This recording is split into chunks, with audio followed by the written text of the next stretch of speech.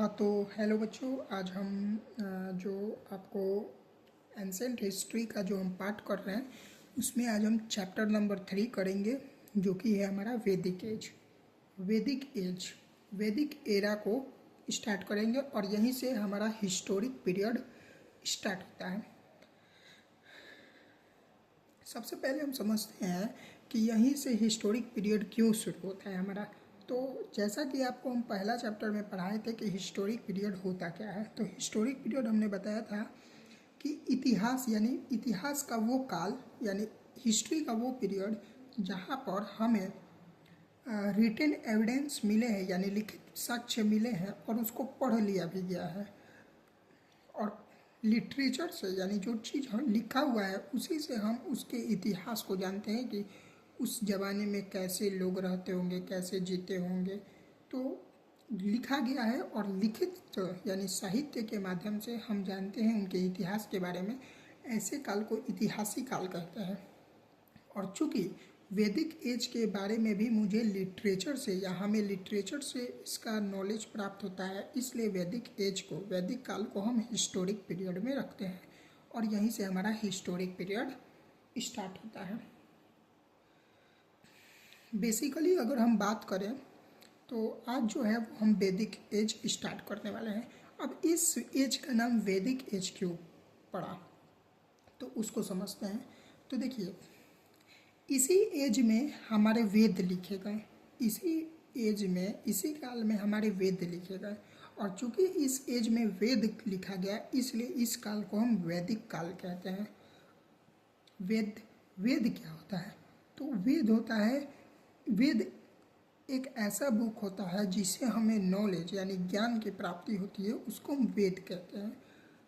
और चूंकि इसी एज में वेद लिखा गया इसलिए इस एज को हम वैदिक एज कहते हैं। अब बात करते हैं वेद हमारे कितने होते हैं।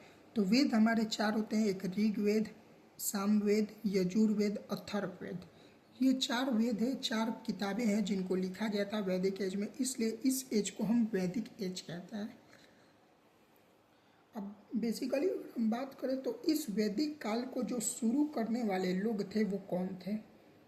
तो इस वैदिक एज को जो शुरू करने वाले जो लोग थे उन लोगों को हम आर्यन कहते हैं। ऐसा माना जाता है कि जो आर्यन शब्द है वो संस्कृत शब्द से लिया गया है, आर्या से। और आर्या का मतलब होता है नोबल का मतलब क्या होता है? सर्वश्रेष्ठ, महान। जो महान व्यक्ति है वही आर्यन है, ऑर्डिनरी नहीं है, ये महान है, नोबल है। तो आर्यन जो है वो शब्द आर्य से लिया गया है जिसका मतलब होता है महान। और ये जो आर्यन है ये संस्कृत और इंडो यूरोपियन लैंग्वेज का इस्तेमाल करते थे। तो वैदिक एज से पहले हमारा हड़प्पा एज चल रहा था। इसमें हड़प्पा वाले लोग शांतिपूर्वक रहते थे, लेकिन ऐसा कहा जाता था कि जो आर्यन है वो सेंट्रल एशिया से यानी इधर वाले इलाके से, इंडिया के वेस्टर्न मोस्ट पॉइंट से भारत में आए, पाकिस्तान में आए, इंडिया में आए, यानी भारत में आ गए। और भारत में आ करके जो हड़प्पा में रहने वाले लोग थे उनसे लड़ाई किया और उनको ख़त्म कर दिया और यहाँ से सारे लोगों को मार के ख़त्म कर दिया। और यहाँ से हमारे आर्यन लोग यहाँ से हमारा बसना शुरू किए और यहीं से हमारा वैदिक एज शुरू हो गया है। तो ऐसा माना जाता है कि आर्यन जो आए थे भारत में वो पहले के लोग जो हड़प्पा एज के लोग थे जो भारत में रहे हैं उनको ये लोग मारे थे और मार करके आके अपना रूल यहाँ से स्टार्टअप किए थे, और ये इसी काल को हम वैदिक काल कहते हैं। हड़प्पा सिविलाइजेशन एक अर्बन सिविलाइजेशन थी, लेकिन इसके बाद जो वैदिक एज आया वो एक ग्रामीण सभ्यता थी। अब बात करते हैं हम आर्यन लोग भारत में कैसे आए। तो अलग अलग आदमियों का अलग अलग मत है, लेकिन जो सबसे बढ़िया जो थ्योरी को माना जाता है वो माना जाता है सेंट्रल एशिया थ्योरी को। इसको मैक्स मूलर ने दिया था। इन्होंने ही कहा था कि जो आर्यन है वो सेंट्रल एशिया से, सेंट्रल एशिया हमारा कहाँ है, तो सेंट्रल एशिया हमारा इधर है। तो इधर से खाइबर पास होते हुए भारत आए थे आर्यन, ये मैक्स मुलर ने कहा था। इसको हम जो है इसको हम सेंट्रल एशिया थ्योरी कहते हैं, और यही एकदम सही भी है। हाँ, आर्यन सही में सेंट्रल एशिया से भारत आए थे, क्योंकि उस समय जो सेंट्रल एशिया के सांस्कृतिक था वही आर्यन लोगों का भी कल्चर था, जिससे ये प्रूफ होता है कि हाँ, सेंट्रल एशिया से जो आर्यन है वो इंडिया में, भारत में जो है वो आए थे। फिर लेकिन विलियम जोन्स का मानना है कि नहीं, जो आर्यन है वो यूरोप से आए थे। बाल गंगाधर तिलक कहते हैं कि नहीं, इंडिया जो आर्यन जो है वो भारत के पोल से, यानी नॉर्थ पोल जो आर्कटिक सर्कल है जहाँ पर काफ़ी ठंडा पड़ती है, वहाँ से भारत में आए थे। और जो आर्य समाज के संस्थापक स्वामी दयानंद सरस्वती है, उनका मानना है कि नहीं, आर्यन जो है वो भारत में चाइना वाले रीजन यानी तिब्बत वाले रीजन से इंडिया में आए थे। तो ये अलग अलग मत हैं, लेकिन इस क्वेश्चन को पूछा जाता है कि बताइए सेंट्रल एशिया से आर्यन भारत आए थे, ये किसने कहा था, तो मैक्स मुलर ने कहा था। अब बात करते हैं वैदिक एज के बारे में। वैदिक एज, देखिए वैदिक एज को दो भागों में हम बांटते हैं, एक होता है हमारा अर्ली वैदिक एज, एक होता है हमारा लेटर वैदिक एज। समझिए, वैदिक एज में भी जो सबसे पहला किताब लिखा गया वो ऋग्वेद लिखा गया, मतलब ऋग्वेद, सामवेद, यजुर्वेद, अथर्ववेद में जो सबसे पहले किताब लिखा गया जिसको लिखने में 500 साल लगे, वो जो किताब है उस किताब का नाम है ऋग्वेदिक किताब। और चूँकि अर्ली वैदिक पीरियड में केवल ऋग्वेद को ही लिखा गया, इसलिए इस पीरियड को हम ऋग्वेदिक पीरियड कहते हैं। ऋग्वैदिक पीरियड इसको हम कहते हैं, जिसका टाइम पीरियड ईसा मसीह के जन्म से 1500 साल पहले से लेकर के ईसा मसीह के जन्म से 1000 साल पहले तक। और फिर उसके बाद जब 1000 BC आया तो उसके बाद लेटर वैदिक एज का काल चलने लगा, जिसमें यजुर्वेद, सामवेद और अथर्ववेद किताब लिखे गए। तो जो वैदिक एज के जो बाद वाले काल हैं उनको लेटर वैदिक एज, जो पहले वाले पूर्व वाले काल हैं उसको पूर्व वैदिक काल कहते हैं। अब हम बात करते हैं वेद के अलावा वैदिक एज के बारे में हमें और कहाँ से इसका जानकारी प्राप्त होती है, तो आर्कियोलॉजी यानी खुदाई से भी हमें साक्ष्य मिलते हैं। और वेद के अलावा एक किताब है फारसी भाषा का, जेंड अवेस्ता। कौन सा किताब है, जेंड अवेस्ता, उससे भी हमें वैदिक एज के बारे में पता चलता है। तो वैदिक एज में जो सबसे पहला बुक लिखा गया था वो ऋग्वेद लिखा गया है, जिसको आज हम पढ़ने जा रहे हैं। चलो, ऋग्वेद भारत की सबसे प्राचीन जो किताब है, जो भारत की सबसे प्राचीन किताब जिसको लिखा गया वो ऋग्वेद है। ऋग्वेद में जैसे आज के आप बुक पढ़ते होंगे तो उसमें चैप्टर होता है, उसी तरीके से ऋग्वेद में 10 मंडल है, 10 चैप्टर है, जिसमें से पहला और 10वां मंडल जो है वो नया है और दूसरा से 7वां जो मंडल है वो पुराना है। इसके अंदर 1028 सूक्त है यानी मंत्र है। ऐसा माना जाता है कि ऋग्वेद जो किताब है उसको पंजाब में लिखा गया था, और जो लोग ऋग्वेद का पाठ करते हैं उनको होत्री कहा जाता है। चूँकि ऋग्वेद संस्कृत भाषा में लिखा गया है जिसको सब नहीं समझ सकता है, इसलिए जो ब्राह्मण ऋग्वेद का पाठ करते हैं उनको होत्री कहा जाता है। और आपने ये सुना होगा अस्तो माँ तमसो माँ ज्योतिर्गमय, अस्तो माँ सदगमया तमसो माँ ज्योतिर्गमया। तो ये जो वर्ड है ये भी ऋग्वेद से ही लिखा गया है, लिया गया है। ऋग्वेद का जो उपवेद है वो है आयुर्वेद। ऋग्वेद में जो 9वां मंडल है वो सोम देवता को डेडिकेटेड है, पौधों का देवता सोम देवता को माना जाता है, तो ये डेडिकेटेड है, जिससे ये जो है ये मतलब वाइन्स बनाया जाता है। जो पहला मंडल है वो इंद्र और अग्निदेव को है समर्पित, और जो 10वां मंडल है वो नदी सूक्त यानी नदियों के स्तुतियों के बारे में हमें जानकारी देता है। और पुरुष सूक्ता की कहानी भी इसी में लिखा गया है। अब क्या होता है पुरुष सूक्ता? तो ऋग्वेद में ऐसा मेंशन किया गया है कि इस ब्रह्मांड में जितने भी लोग हैं वो एक ब्रह्मा जी से उनकी उत्पत्ति हुई है, और जो लोग ब्रह्मा जी के मुख से निकले हैं उनको ब्राह्मण कहा गया, जो इनके बाजू से निकले उनको क्षत्रिय कहा गया, जो इनके जंघे से निकले यानी थाई से निकले उनको वैश्य कहा गया, और जो इनके पैर से निकले उनको शूद्र कहा गया।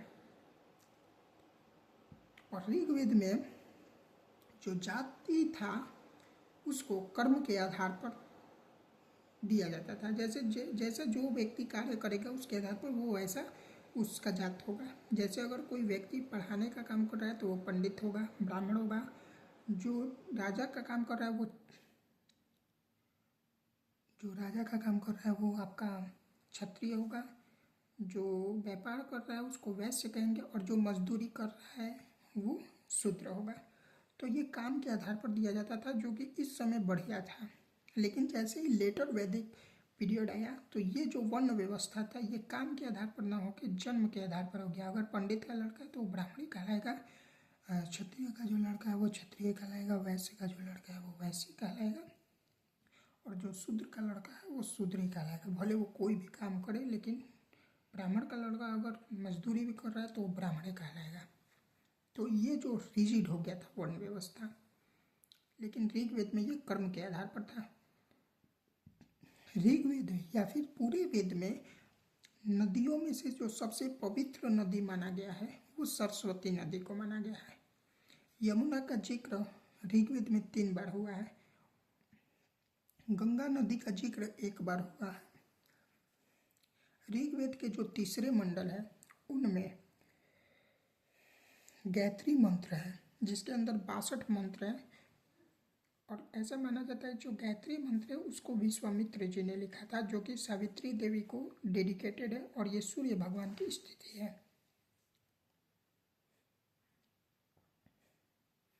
आप समझिए।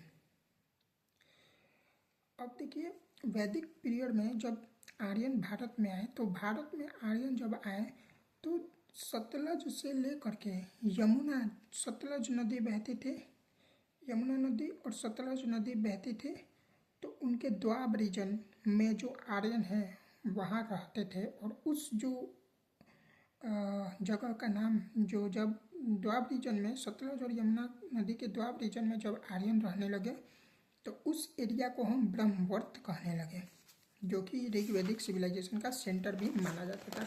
उसको हम ब्रह्मवर्त भी कहने लगे। और जब यही आर्यन हिमालय, जब यही आर्यन हिमालय से लेकर नीचे विंध्याचल जो मध्य प्रदेश में, वहाँ तक जब भारत में आ गए, तो वहाँ तक जब भारत में रहने लगे तो उस रीजन को मध्य देश कहने लगे। और जब पूरे उत्तर भारत में आर्यन का ऑक्यूपाइशन हो गया, मतलब पूरे आर्यन जब नॉर्थ इंडिया को, पूरे उत्तर भारत को जब ये ऑक्यूपाइड कर दिए तो उसको हम आर्यव्रत कहने लगे।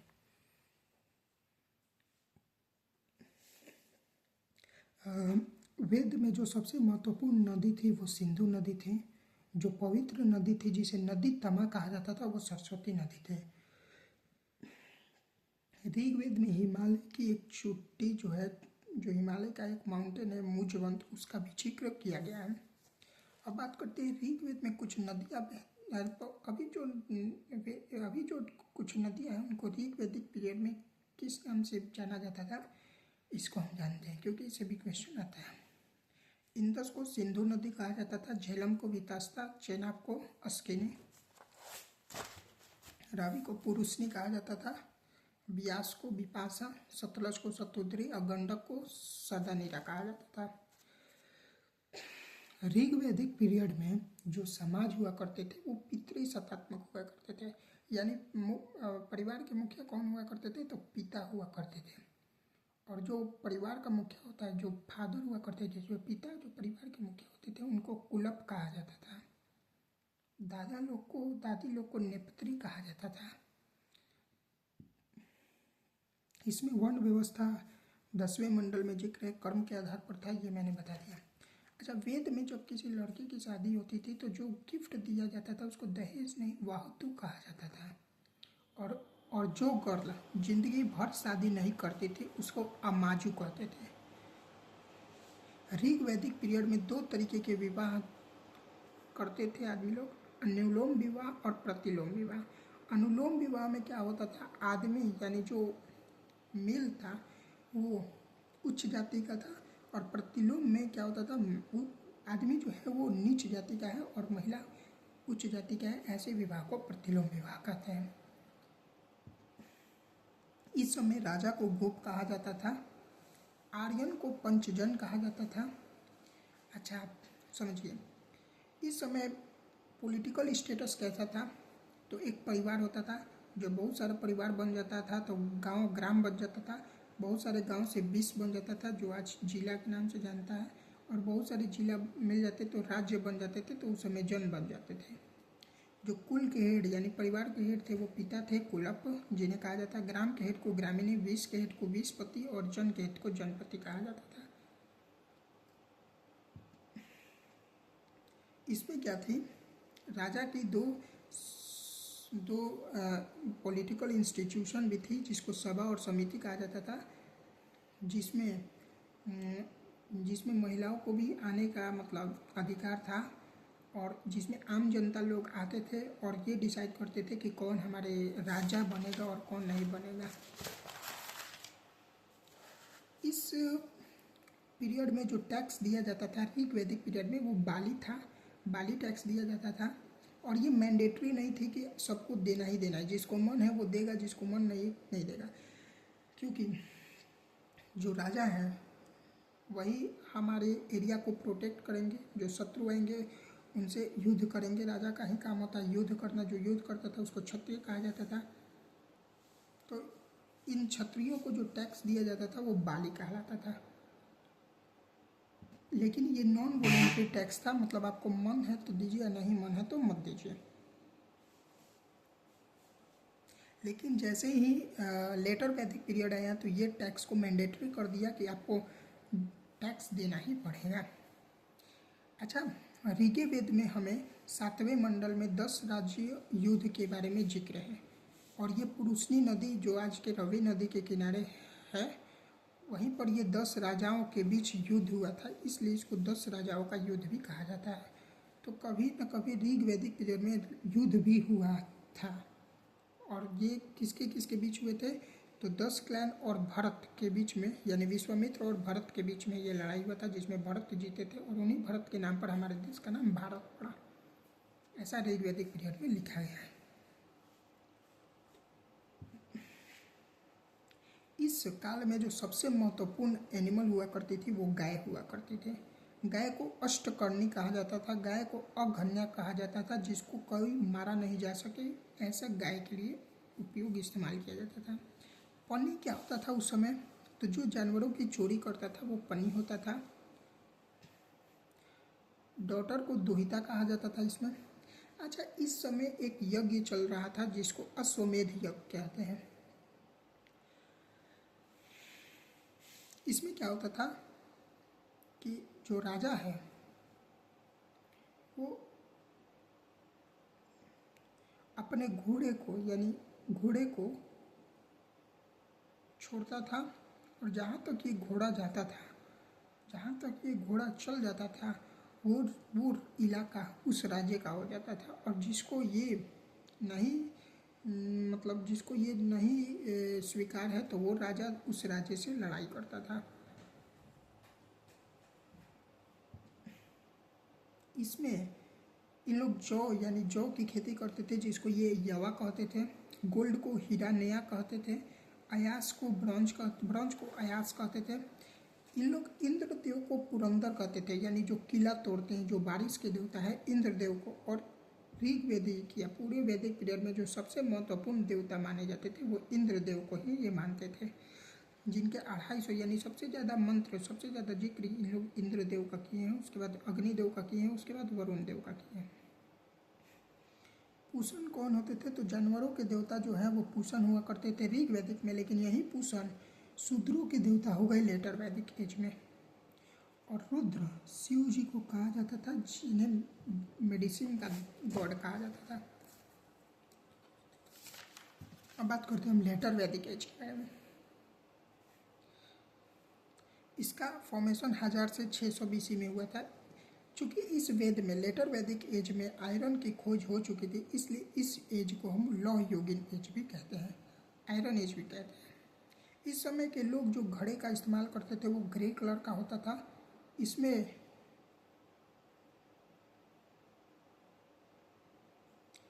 वर्ण सिस्टम जो है वो जन्म के आधार पर हो गया था। यानी अब ब्राह्मण का लड़का ब्राह्मण, क्षत्रिय का लड़का, जो कभी कर्म के आधार पर था, आज वो वर्ण सिस्टम जन्म के आधार पर हो गया। यानी अब ब्राह्मण का लड़का ब्राह्मणी होगा, क्षत्रिय का लड़का क्षत्रिय होगा, वैश्य का लड़का वैश्य होगा, शूद्र का लड़का शूद्र होगा। तो ये वर्ण सिस्टम जन्म के आधार पर हो गया, जिसमें पंडित ब्राह्मण का स्टेटस काफ़ी ज़्यादा बढ़ने लगा। तो चूँकि ब्राह्मण का स्टेटस काफ़ी ज़्यादा बढ़ने लगा, यज्ञ पूजा हवन होने लगा, जिसमें ये शूद्रों से गलत व्यवहार करने लगे, वैश्य से गलत व्यवहार करने लगे। तो क्षत्रियों में से कुछ क्षत्रिय राजा ने देखा जब इन लोगों के साथ अत्याचार हो रहा है, तो वहीं से अब इन लोगों ने दूसरा धर्म शुरू किया, बौद्ध धर्म और जैन धर्म। और यहीं से हमारा बौद्ध धर्म जैन धर्म शुरुआत होता है। ब्राह्मण क्षत्रिय वैश्य को द्विजाज कहा जाता था। अच्छा, वर्ण व्यवस्था किस ब्राह्मण में, मतलब किस ब्राह्मण में हमें देखने को मिला है, तो ऐतरेय ब्राह्मण में। यहाँ पर बेटी को कृपण, वहाँ पर बेटी को दोहिता कहा जाता था, यहाँ पर बेटी को कृपण कहने लगे। दयालु, वहाँ पर बेटी को दोहिता कहा जाता था जो गाय दूध देती थी। शतपथ ब्राह्मण में कुछ महिलाओं को स्कॉलर मिला है, ये भी दिखाया गया है। लेटर वैदिक एज में आदमी के 4 गो कर्म दिखाए गए हैं कि कोई भी आदमी की 4 गो जीवन में लक्ष्य होना चाहिए। पहला ब्रह्मचर्य, यानी जो 0 से 25 साल की उम्र के लड़के हैं वो ब्रह्मचर्य में रहें। उसके बाद शादीशुदा करके गृहस्थ करें, गृहस्थ में जीवन बिताएं।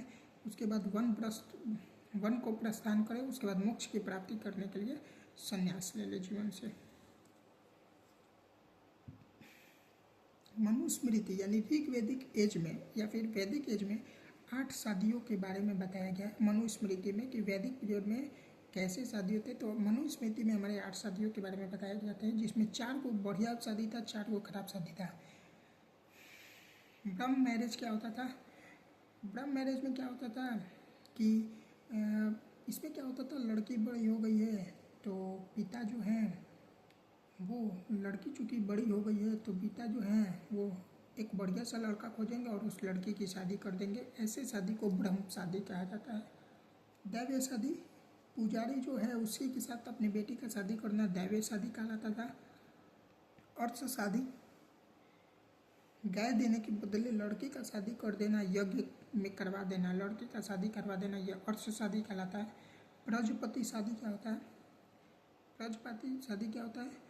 दूल्हा जो है लड़की को पसंद कर लेता है और पसंद करने के बाद लड़की के पिता से यानी दुल्हन के पिता से जाकर बात करता है और फिर शादी हो जाती है, उसको प्रजपति शादी कहते हैं। असुर विवाह, पैसे के लिए बेटी की शादी असुर विवाह। गंधर्व मैरिज, लव मैरिज, गंधर्व शादी। पिशाच शादी क्या होता है? मतलब कोई गर्ल स्लीप करे यानी शादी सोई हुई है उसके साथ सेक्स करके प्रेग्नेंट करके शादी कर देना, फिर शादी किया जाए तो वो पिशाच शादी हो जाएगा। और राक्षस किडनैप करके जो शादी होता है वो राक्षस मैरिज होता है।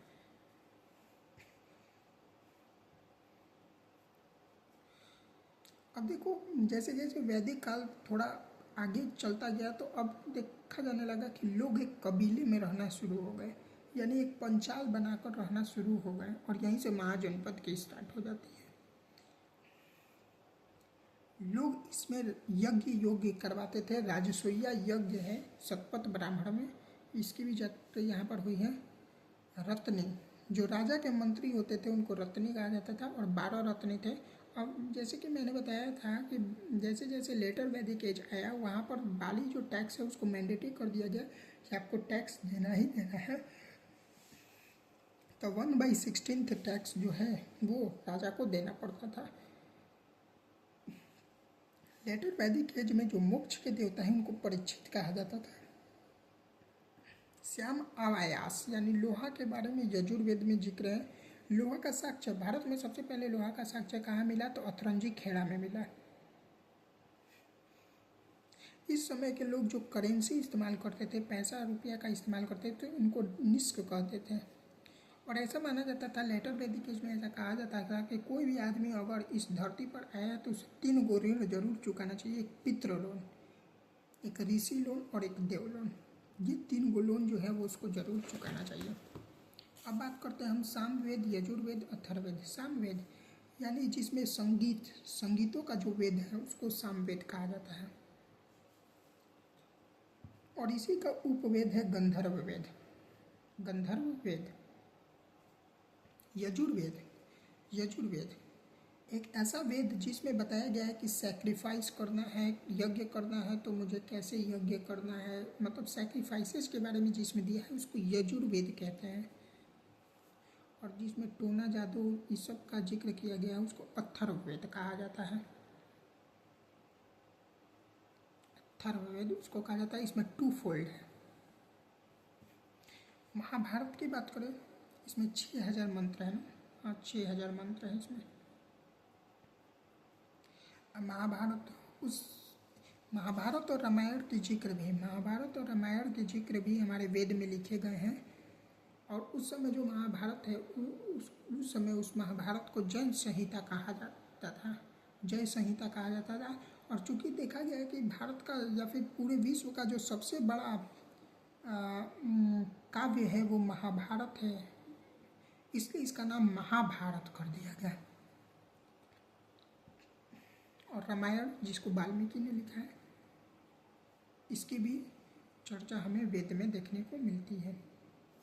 तो यहाँ से हमारा वैदिक एज कंप्लीट होता है। Thank you for more video, please subscribe my channel and share.